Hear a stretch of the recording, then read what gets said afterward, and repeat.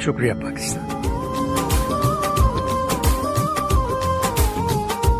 ہم باحیثیت مسلمان اور باحیثیت پاکستانی کبھی بھی جنگ کی تمنا یا خواہش نہیں کرتے. ہم امن کے داعی ہیں، امن کو پسند کرتے ہیں، لیکن اگر ہم پر جنگ مسلط کر دی جائے تو ہمارا رب فرماتا ہے کہ پھر پیٹھ پھیر کر مت بھاگو. اس کے بارے میں پاکستانی فوج تیار تھی اور پاکستانی فوج نے پھر کیا کیا؟ ان کا منہ توڑ جواب دیا، ان کو انہی کے گھر میں گھس کر نیست و نابود کیا.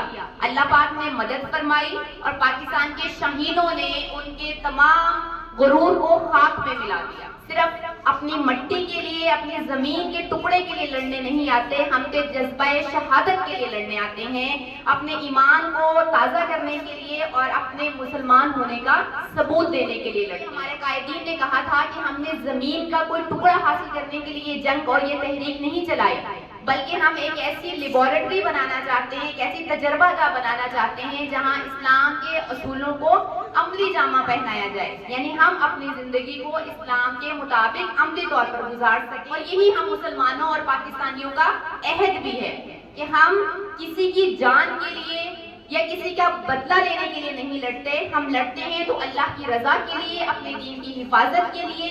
ابھی بھی ہماری افواج پاکستان جو ہیں وہ اپنے مکمل پلاننگز کے ساتھ اپنے کام پر جو ہے مصروف عمل ہیں، ہماری سرحدوں پر ہمیں محفوظ کرنے کے لیے موجود ہیں اور ہم ان کے ساتھ شانہ بشانہ کھڑے ہیں. مینس کہ ہمارے حوصلے، ہماری دعائیں، ہماری تمام جذبات ان کے ساتھ ہیں کہ وہ اگر ہماری حفاظت سرحد پہ کر رہے ہیں تو یہاں کھڑے ہو کر ہم ان کے دستے بازو بنیں.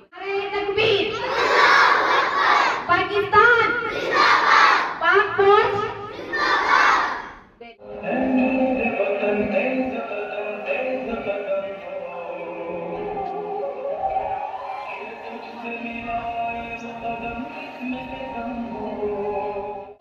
ہم چپ تھے کہ برباد نہ ہو گلشن کا سکون.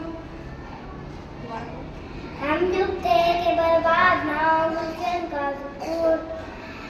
نادان جے سمجھ بیٹھے ہم میں قوت اذکار نہیں ہے.